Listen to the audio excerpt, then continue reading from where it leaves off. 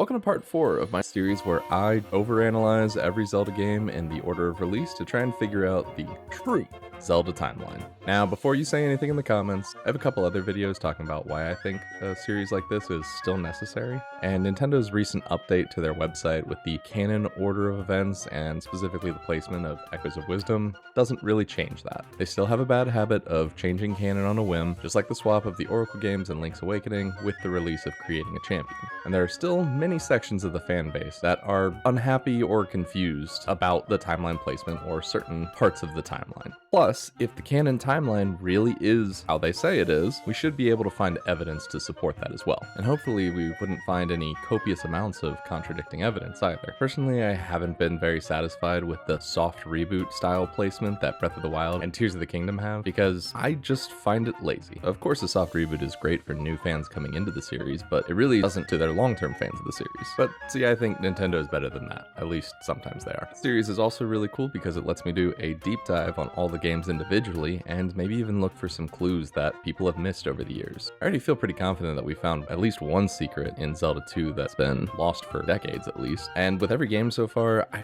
feel like I keep getting these little strings of theories that I might be able to pull on in later games. So if you want to have a little bit of fun with me unraveling the true history of Hyrule, and maybe even uncovering a few of its hidden conspiracies while we're at it, let's strap in together for the 4th game in the series, Link's Awakening. And with that said, spoilers ahead.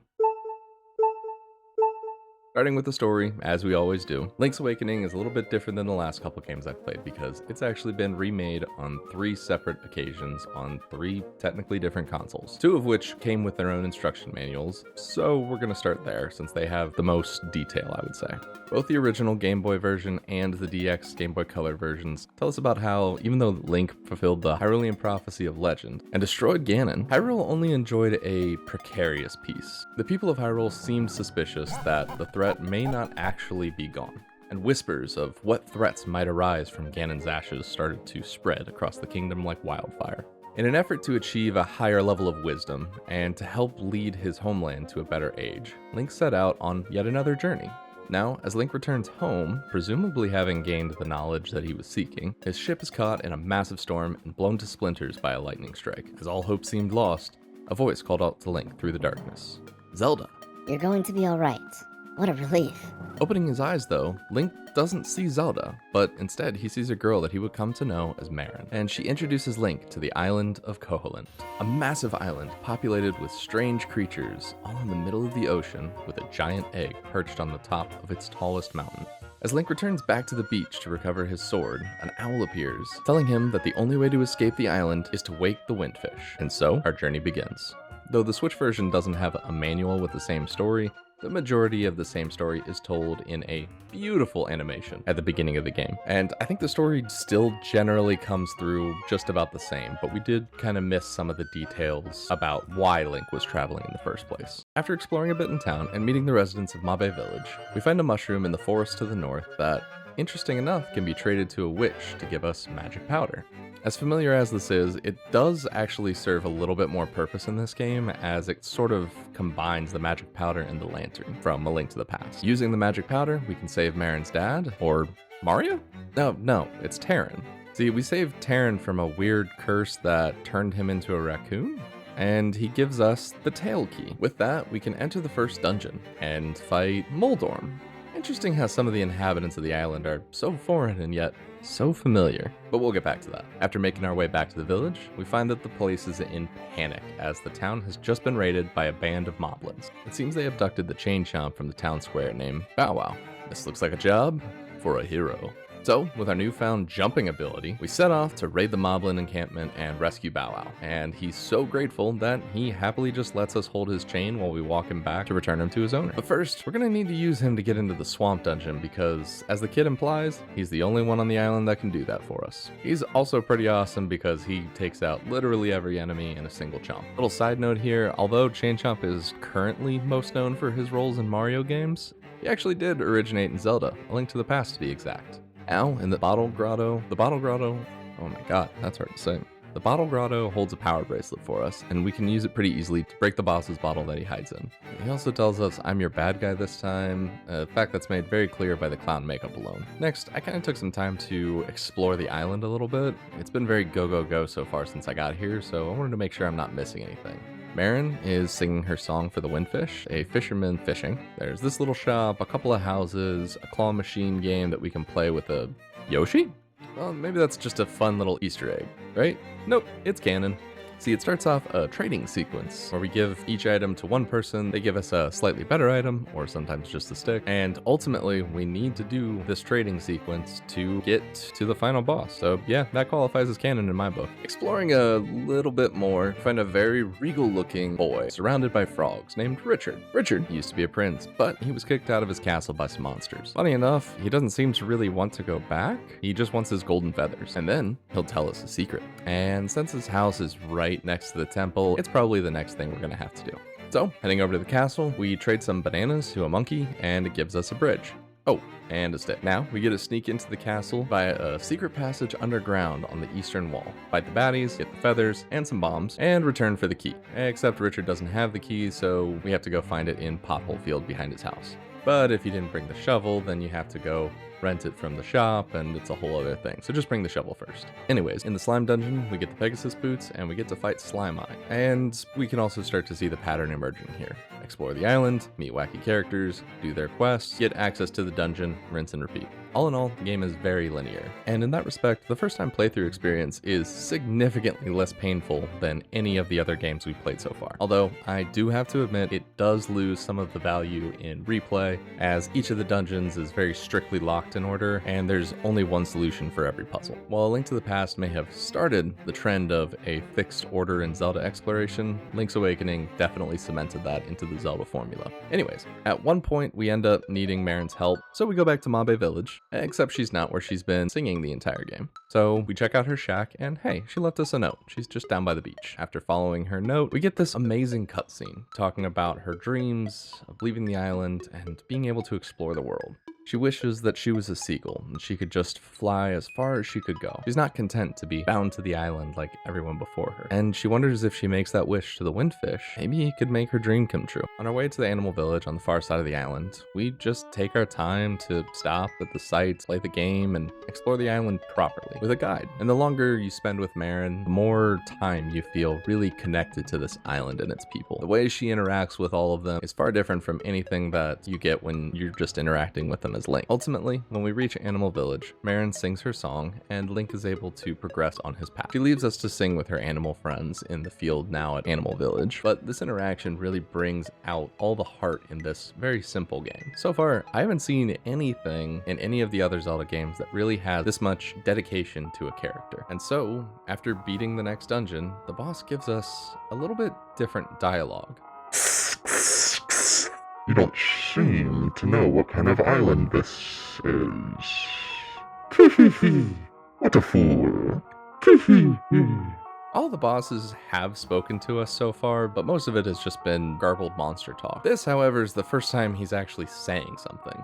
Anyways, that was kind of weird, but whatever. On to the next key. We end up having to stumble through some ancient ruins and fighting a few Armoros that are guarding it. In this process, though, we discover the secret of the island, written on an ancient stone tablet deep in the ruined maze. On it are pictured the windfish and an owl, and it's here that we learned that the island of Koholint, the people, the animals, the monsters, everything, it's all a dream that will vanish if the windfish wakes up. And just like that, thousands of 90s kids were introduced to a level of existentialism akin to a Lovecraftian mythos. As we come to grasps with this realization, stumbling out of the ancient shrine, the owl comes down to talk to us and explains how, basically, yeah, that was weird, but nobody really knows that the island will vanish if the windfish wakes up. And he tells us to trust our feeling, because the only way to know for sure is to wake him up and figure it out. On to the next dungeon. Anyways, after beating the face boss, Hasei tells us that everything will disappear if the windfish wakes up, and that this island will be gone forever. The next two bosses also echo a very similar sentiment at the end of their fights, with the Grim Creeper and Hothead even specifically telling Link he'll disappear too if the windfish wakes, because he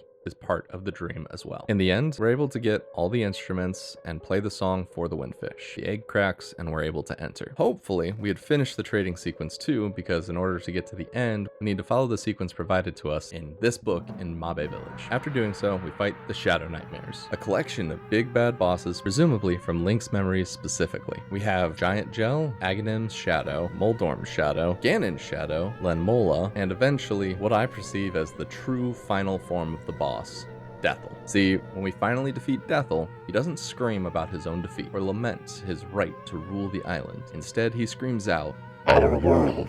Our world! before fading into oblivion. It's then that the Windfish finally awakes.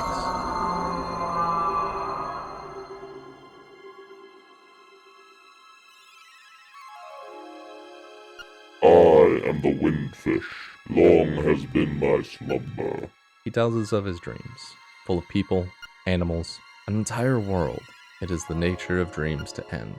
When I dost awaken, Koholint will be gone. Only the memory of this dreamland will exist in the waking world. Someday thou may recall this island. That memory makes the dream world real. Come, Link, let us awaken together. A stream of water rushes up from beneath Link and lifts him into the stars. The island and all of its inhabitants disappear one by one, including Terran, Old Man Ulria, and Marin. As the scene fades to white, Link wakes up on the remains of his ship from the opening cutscene. He pulls himself onto the driftwood and sits in the vastness of the open sea. The Windfish flies overhead, and Link's face lights up. At this point, and although it doesn't explicitly say it in-game, this is where I picture the Windfish's words echoing in Link's mind. Someday thou may recall this island. That memory makes the dream world real.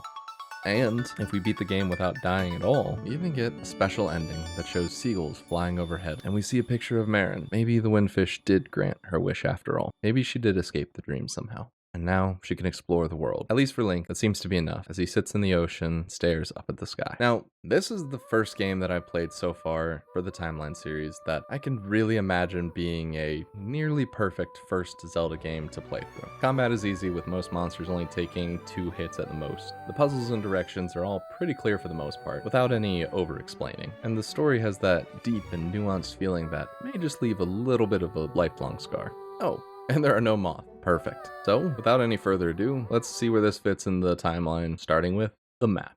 Well, considering we aren't in Hyrule, and that the island of Koholint isn't even a real island, does any part of the map actually even matter for the timeline? Well, maybe not if my focus is on building a cohesive land of Hyrule and the lands around it. I'm not trying to do that with this series. That's just kind of a cool bonus that might happen sometimes. I do, however, think that there's a lot of evidence that can point us to the right direction here for when this game takes place in the timeline. Firstly, we know from the manual that we have already played as this specific version as Link in an existing game in the franchise. The current understanding is that this Link is the same incarnation as the Link from A Link to the Past. Of that, I am 100% confident that this is the case for multiple reasons that we'll get into in a minute. But first, we're going to go into the map because I think the first couple reasons start there. And it doesn't hurt to gather more evidence for the extended timeline down the road. Exhibit A, Turtle Rock. It also appears in A Link to the Past, granted not in its animated form. We also have Connolit Castle, which is suspiciously familiar to Hyrule Castle, even having a similar secret entrance on the right-hand side of the castle. There's also swamp, desert, lake bay area, and northern mountain range. Oh, and a Lost Woods, and even Spectacle Rock. But all of these different locations appear in all the Zelda games that we've seen so far, so I don't think that they add too much at this point in time. I think this is important to point out because even though Koholint Island isn't a one-to-one for Hyrule, it does seem like there's bits and pieces that are being taken from Link's memory and used to flesh out the island of Koholint. And, as I'll show you in just a moment, I don't believe that it stops with just the location. Unlike my last videos, I want to start this section by talking about the bosses and work my way down to the regular everyday citizen. See, similar to the map locations, we see very similar bosses from A Link to the Past, like Moldorm, Lanmola, and a special mention to the hard-hit beetle that's just in the color version, but it's also just a giant version of these guys. I bring this up now because I really want to talk about the final boss of the game, Deathel, or more so specifically his previous couple of forms. Specifically, the Giant Gel, Aghanim's Shadow, Moldorm's Shadow, the Shadow of Ganon, and Lenmola again. All of this culminating in the true final battle with his final form, Deathel. Now, so far in the timeline, we've fought Ganon twice, right? We've only fought Aghanim once, and slight spoiler for the rest of the games in the series, we only ever fight him that one time. And then the other time we fight him. And then technically this time. But that's it. There's some copycats down the road that we'll get into later, but this is Aghanim's shadow. Now, is this Aghanim's spirit? No. I think it's a memory of Aghanim, just like I think this is a memory of Ganon, and I think a memory of Moldorm and Lanmola, and even the slime. These are all bosses that Link has fought before at one point in time, some of them in this game, some of them definitely not. And I think this is the huge indication of which Link this is in the timeline. Now, again, we only have two. There's only one that fights Aghanim, and that is the hero from A Link to the Past. And that is really what gives me that 100% confidence I was talking about in the last section. But now we have a question, where do the other nightmares come from? That Link never fought a clown genie, a disembodied shadow face, a flaming head, or really any of the other bosses. Now, I know that people are screaming in the comments, and yes, it is 100% possible that there are bosses from other games that are still a part of this Link's adventure. But we haven't played those games yet, so we'll get to those when we get to them, and I promise you I will call it out then, because all of it's going to help me with the placement in the end, especially since we do have evidence that Link went on an adventure before this, and may still go on an adventure after this. Okay, so moving forward, let's talk about some of the inhabitants of the island, the non-bad guys at least. We've got Marin, we got Terran, we got other miscellaneous villagers like a fisherman, a shopkeeper that has wizard powers, don't steal from him. Old Man Ulrira is interesting because very similar to the owl, he happily guides us to waking the windfish. There's also this family that consists of Mamasha, Papashi, Junia, Kiddo, Laddie, and Sunny. And even though they don't really have that much to add to the story, I just love their names. There's also a handful of more interesting characters throughout the map, but I think the most important characters to talk about at this point are Mamu, Christine, Mr. Wright, Richard, and the hen housekeeper. The hen housekeeper is probably the most obvious one here because while it's never been confirmed that he is Luigi, this is Luigi. But Nintendo's never officially confirmed that, just like this mushroom hunter is definitely not Mario. Each of the other characters here also appears in other Nintendo properties. Mr. Wright appearing as Mr. Wright, spelled differently, in SimCity. Richard appears in For the Frog the Bell Tolls, and Mamu appears as the main villain in Super Mario 2. Now, his name is Wart in that game, but the Japanese version, aka Doki Doki Panic, does have his name as Mamu. So I think that's just kind of an American thing that got lost there. Now, Christine is a little bit different because she herself doesn't appear in any games, but she does send this letter to Mr. Wright, and I think that I'm going to include her in this grouping. It's also worth noting that Crazy Tracy does technically appear in Captain Rainbow, but that doesn't actually come out until 2008, so that's more of a retroactive one. What does this mean? Well, the way I see it, it's either one of three things. Those characters are creations of the Windfish, and therefore so are their properties. They're still creations of the Windfish, but it's really more so just a coincidence that they look so similar. Or they're not creations of the Windfish. Maybe they got here in a very similar way to how Link did, through their dreams. Personally, I think that in most cases, it feels a lot less lazy. It feels a lot more like maybe this is a net that catches people with stray dreams, and time is just a little bit wibbly wobbly in here. The other reason I think this is the case is Syrup. Syrup is in this game. She's a witch. And not just any witch, she's a witch that turns a mysterious mushroom into a magical powder for us. But not just in this game, also in the previous game, Link to the Past. And, as we've already established, this is the same Link, so that means it's probably the same incarnation of Syrup, right? Why else would she be here? Syrup definitely isn't just a figment of the Windfish's imagination, right? She's right here, in-game. We interact with her, in a completely different game that is not in the Windfish's dream. Similar to the bosses, it's possible that she could have been brought forward from Link's memory, right? But we don't really see any other characters that would fit that description. And even if that was the case, why would Syrup be brought forward of all of the other people he interacted with in A Link to the Past? Why not Zelda, or his uncle, or the priest, or Sushrala? Instead, I think it's a lot more likely that she also got trapped in the Windfish's dream. Somehow. And all these other characters that have their own adventures and stories may have also gotten trapped in the Windfish's dream, somehow. Maybe some of them were created in the Windfish's mind, but Link and Syrup certainly weren't. Who else might be trapped here? If that's the case, then why don't any of them know that they're stuck in a dream? Well, I mean, I can't say for certain. I mean, isn't that kind of how dreams work for most people? Unless you've mastered lucid dreaming, it's kind of really hard to distinguish reality from the dream. And there's always these little inconsistencies between that and real life. But it wasn't a dream. It was a place.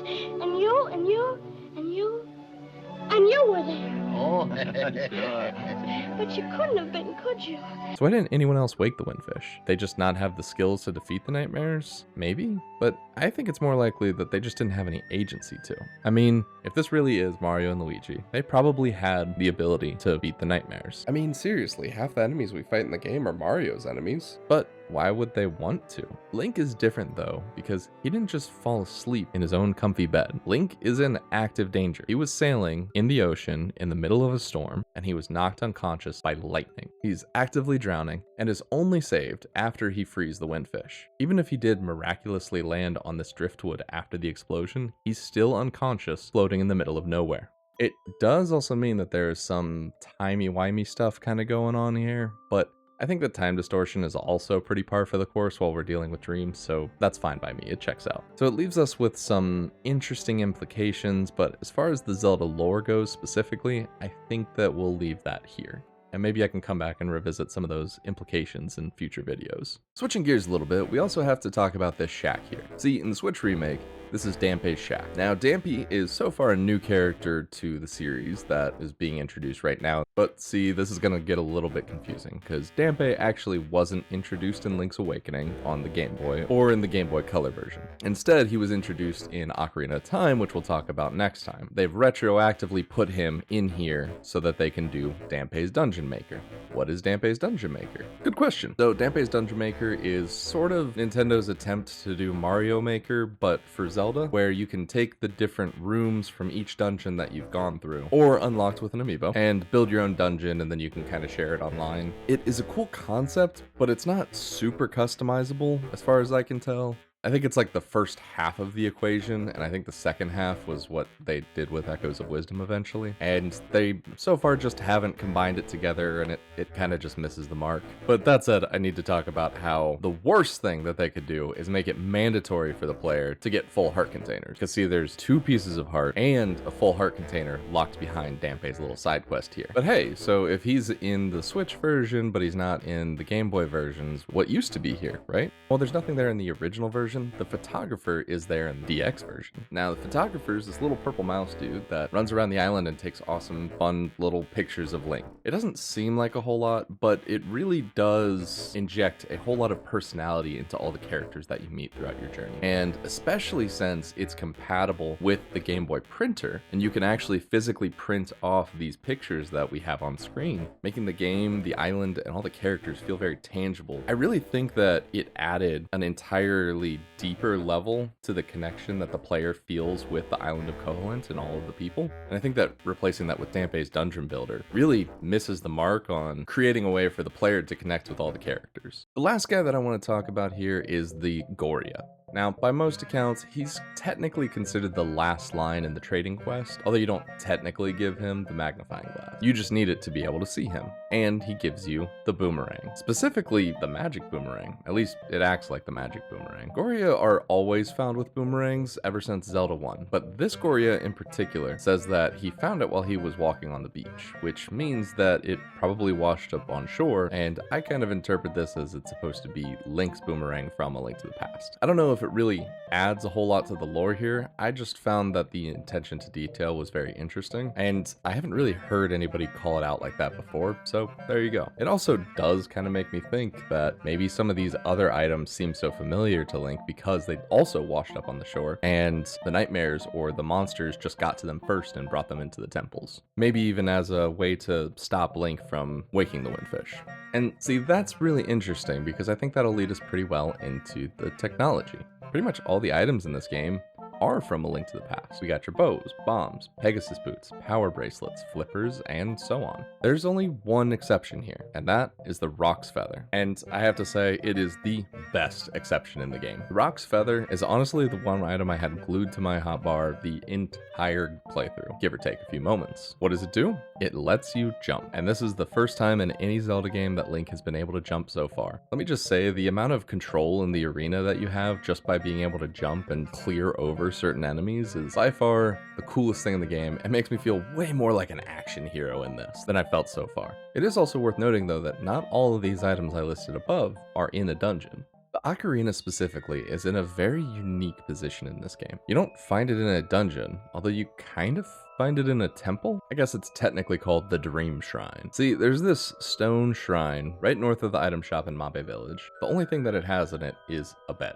Sleeping in the bed, Link is transported to a temple of some kind, but it's not like any of the other temples that we've had before. It really is just a small shrine. We have to at least have our sword to take out these enemies, power bracelet from the Bottle Grotto, as well as the Pegasus boots from the Key Cavern. So we gotta be at least 4 dungeons in before we can unlock this. But once we do, we're able to get a chest full of rupees and the ocarina. Now, in the Switch version, the ocarina is white, or maybe made out of wood, maybe seashells. In the original instruction booklet, it does appear to be blue, and in the DX version, the manual has it as red. So, I mean, it could be any color. And while speculating about future games might be interesting with that, I have to say it's probably just a random ocarina or the same flute that we used in the last game, similar to how the other items are also from A Link to the Past. My only one point I really want to make on this at the end is about how it's really interesting to look back and say that this is probably where the inspiration for the next game in the series came from, because this is the first time we're actually able to play multiple different songs with the ocarina, and each of those songs do something different. Where in the past, the flute has just been a one-note item that only teleports Link or gets rid of some monsters sometimes. Moving on from just the regular everyday items that Link gets in his inventory, I want to talk a bit more about his sword that we find. See, now Link's sword is called out a few times as being dull, and it is very clearly not the Master Sword.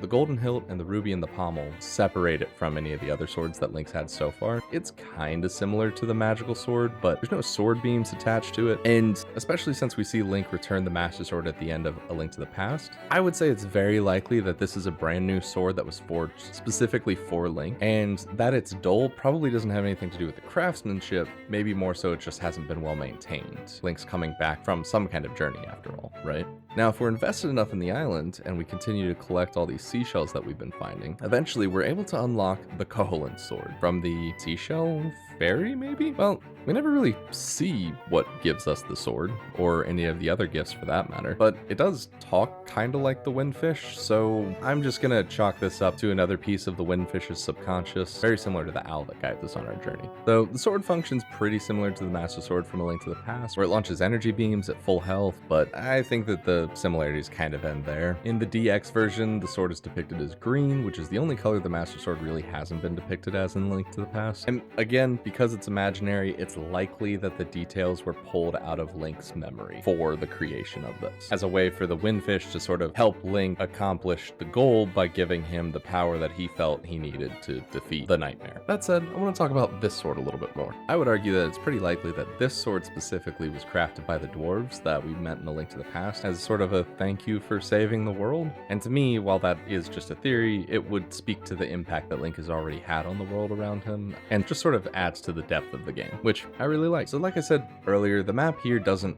really matter in the context of the Zelda titles, at least not for any obvious reasons. As for the timeline placement, every piece of evidence points to this being the same Link from A Link to the Past, whether that's the items, the bosses, the lore, and even the individual locations from the map really help to reinforce that idea. Whether all these things are figments of Link's imagination or physical, tangible things that he had brought with him into the dream, I think either way, we ultimately can reach the same conclusion: these guys are the same, which means that Link's Awakening sits firmly here in the timeline, right after A Link to the Past, definitely significantly before either of the NES titles. And I think it's key to note that in the beginning of the text, we do have that allusion to the citizens of Hyrule are still feeling uneasy that there's something lurking in the distance. Now, what that is, I can't say, but it definitely is something that could lead to the downfall of the entire kingdom, as we see in those next 2 games. But that's where I want to leave it, and now it's your turn. Let me know what you think, and especially if there's anything that I missed. I really do want to hear it, and I really want to expand my Zelda knowledge here. So let me know in the comments below.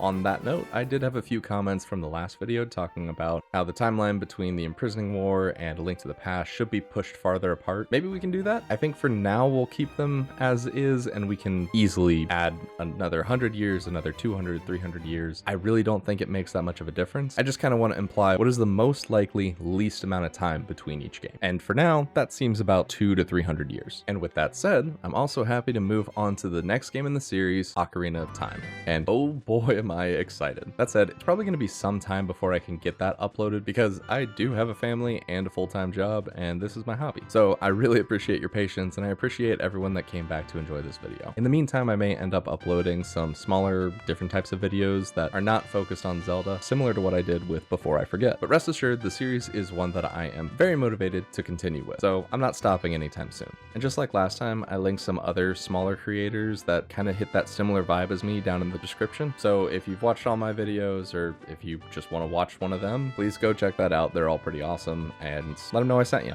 And that said, if you enjoyed this video and you have at least half a heart, I don't take tips, but I will appreciate a thumbs up. But if you do want to motivate me to get this done even faster, then subscribing really helps it up. It gives me that dopamine rush when I see the numbers going up. I mean, I just broke 300 subscribers at the time of finishing this script, so to all of you who have done that, and to all of you that might subscribe off of this video, all I can say is thanks a million.